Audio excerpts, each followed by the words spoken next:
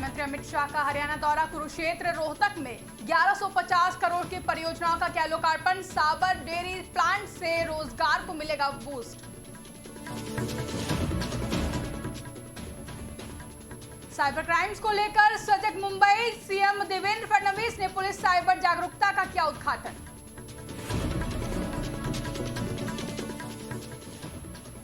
राहुल के बयान पर भारत में गरमाई सियासत, पूर्व सीएम अशोक गहलोत ने बीजेपी पर साधा निशाना, कहा भाजपा के पास शब्द नहीं है कुछ कहने के लिए।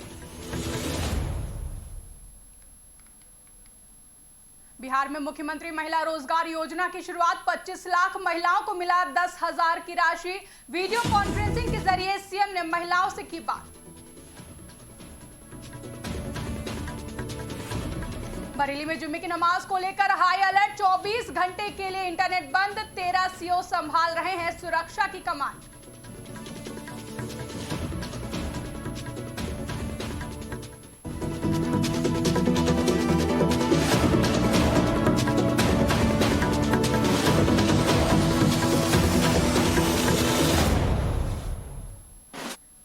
नमस्कार, आप देख रहे हैं आज की खबर और मैं हूं आपके साथ आकांक्षा यादव। रुक करेंगे खबरों की ओर, जहां पूरे देश में इस वक्त आरएसएस की 100वीं वर्षगांठ पूरे होने पर अनेकों कार्यक्रम का आयोजन किया जा रहा है। इसी सिलसिले में एक बार फिर आरएसएस प्रमुख मोहन भागवत ने ट्रंप सरकार द्वारा जारी किए गए टैरिफ वार के खिलाफ कड़ा रुख अपनाने का सिलसिला शुरू कर दिया है और देश को कड़ा संदेश भी दे दिया है। अब ऐसे में मोहन भागवत ने क्या स्वदेशी मंत्र अपनाया है और जनता को क्या संदेश जारी किया है, देखिए इस पर ये खास रिपोर्ट।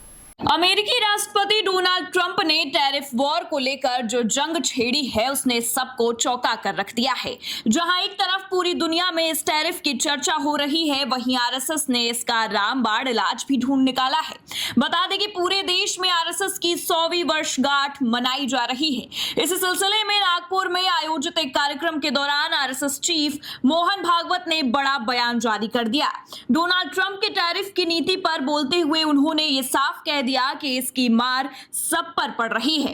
आयात पर निर्भरता मजबूरी नहीं बननी चाहिए और स्वदेशी उत्पादन का कोई विकल्प नहीं है, स्वदेशी अपनाए।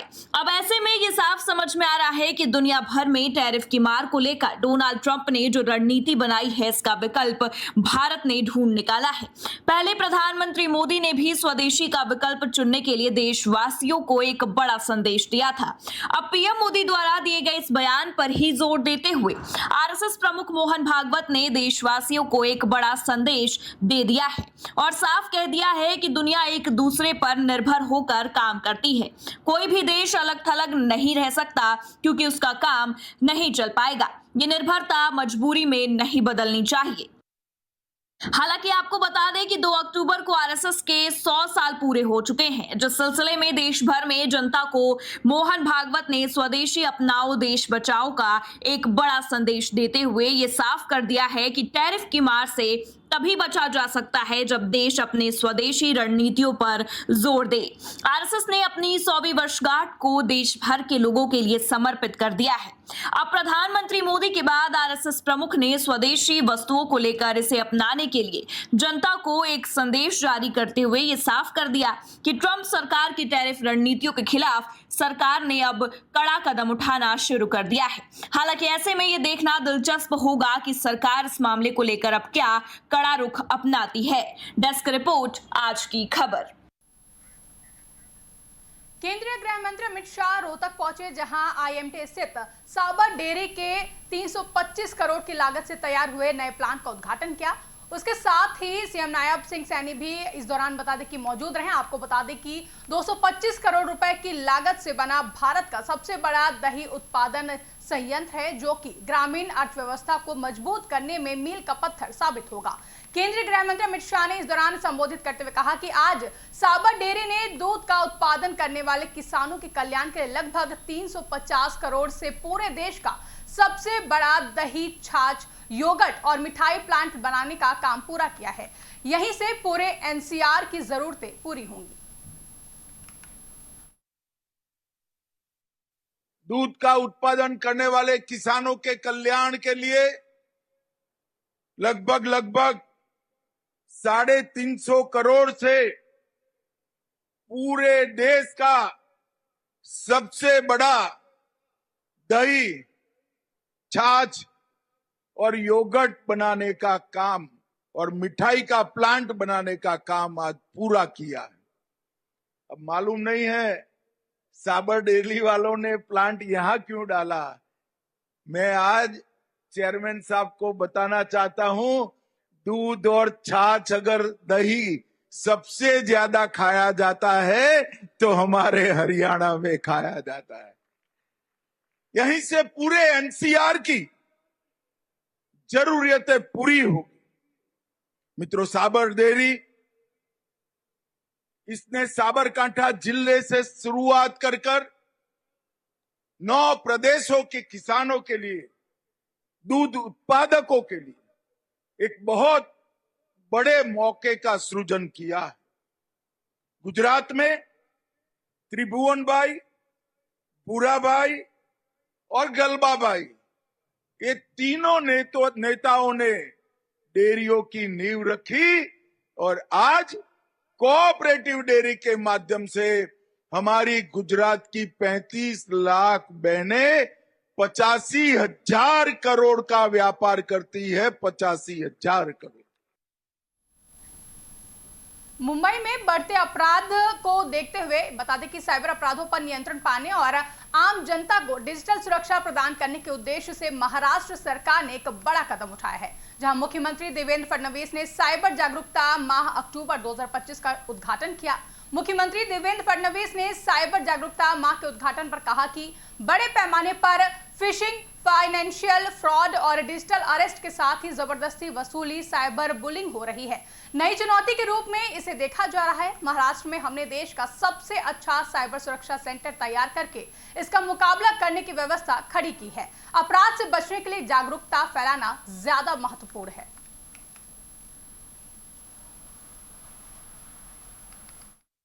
आज महाराष्ट्र में हम लोगों ने साइबर अवेयरनेस मंथ की शुरुआत की है। केंद्र सरकार ने पूरे देश में इसकी शुरुआत की है। हम सब लोग जानते हैं कि आज स्ट्रीट क्राइम से भी ज़्यादा हमारे सामने साइबर क्राइम की चुनौती है। बड़े पैमाने पर फिशिंग हो रहा है, फाइनेंशियल फ्रॉड्स हो रहे हैं, डिजिटल अरेस्ट हो रहा है, सेक्सटॉर्शन हो रहा है, साइबर बुलिंग हो रही है। तो एक समाज के ऊपर एक नया मैं ऐसा मानता हूँ कि नई चुनौती के रूप में इसको देखा जा रहा है।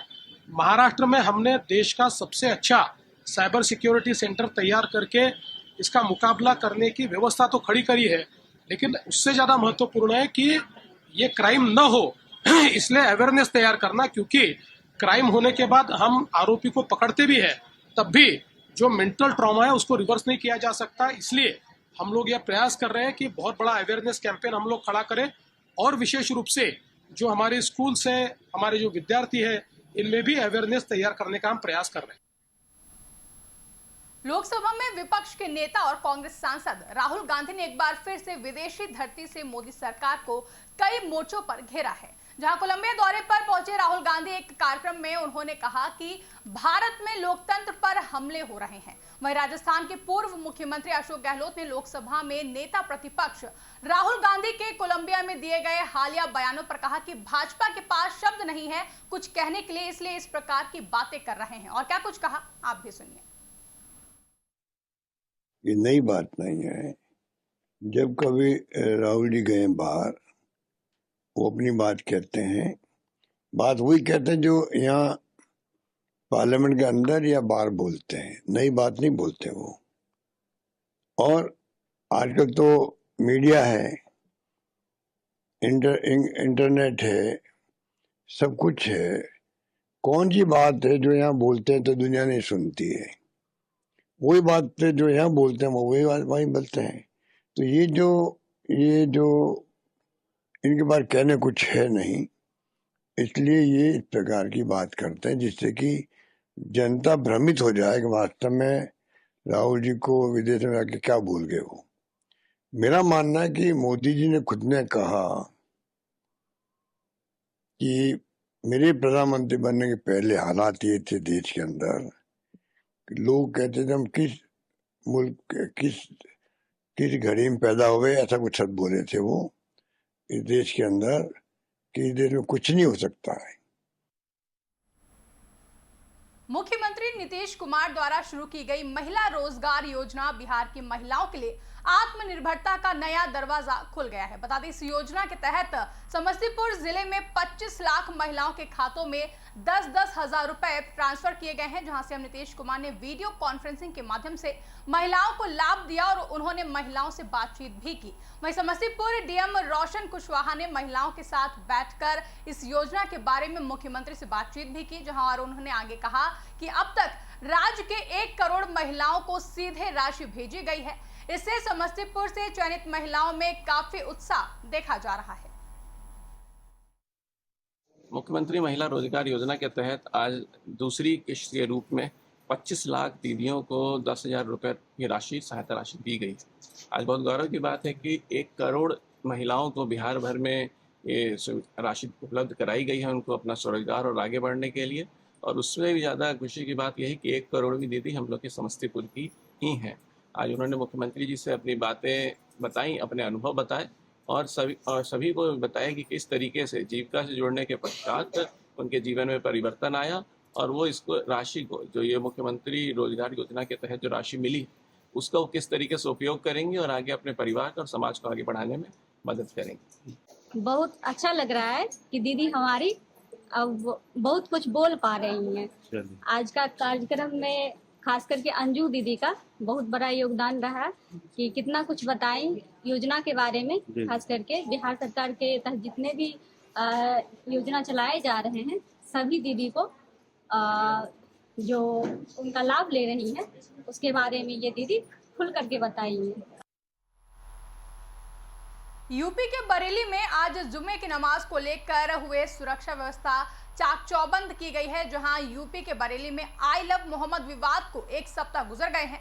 ये विवाद जो है पिछले कई दिनों से काफी ज्यादा हम देख रहे हैं कि सुर्खियों में है। ये विवाद पिछले जुम्मे की नमाज के बाद शुरू हुआ था। जुम्मे की नमाज को लेकर शहर में हाई अलर्ट है। सुबह से जगह जगह ड्रोन उड़ाकर निगरानी की जा रही है। वहीं इलाके में चप्पे चप्पे पर पुलिस बल की तैनाती भी की गई है। हवा में ड्रोन से निगरानी की जा रही है। कुछ संवेदनशील इलाके जिन्हें लगातार किले में तब्दील नजर आ रहे हैं और भड़काऊ पोस्टर पर लगाम लगाने के लिए बरेली में इंटरनेट सेवा भी बंद कर दी गई है। बता दें, पुलिस अधिकारियों ने बताया कि संवेदनशील इलाकों में पुलिस, पीएसी और आरएफ के जवान तैनात किए गए हैं।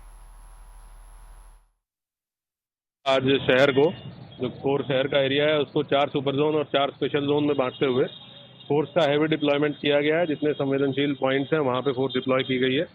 4 एडिशनल एसपी और लगभग 19 एडिशनल एसपी और 30 के करीब सीओज हैं, जिनको एरिया और रिस्पॉन्सिबिलिटी बांट के दिया गया है। 8,000 के आसपास पुलिस फोर्स की नफरी है जिसको डिप्लॉय किया गया है। इसमें हमारे सिविल पुलिस के लोग हैं, आर्म्ड पुलिस है, पीएसी है, मजिस्ट्रेट्स 250 से ऊपर मजिस्ट्रेट्स हैं जिनका डिप्लॉयमेंट किया गया है।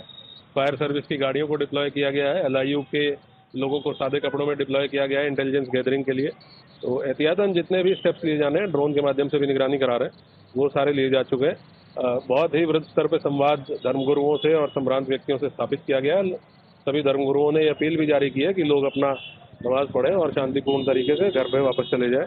तो कहीं किसी आयोजन का कोई किसी के द्वारा कॉल नहीं दिया गया है, ना ही किसी आयोजन के संबंध में कोई किसी प्रकार की सूचना दी गई है।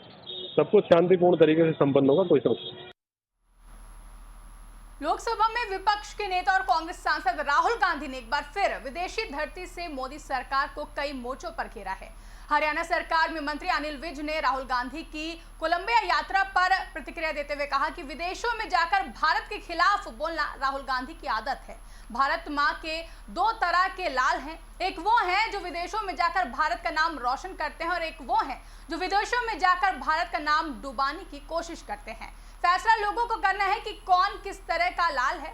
प्रजातंत्र में फैसला लोगों का ही होता है। विदेशों में जाकर भारत के खिलाफ बोलना राहुल गांधी जी की आदत है।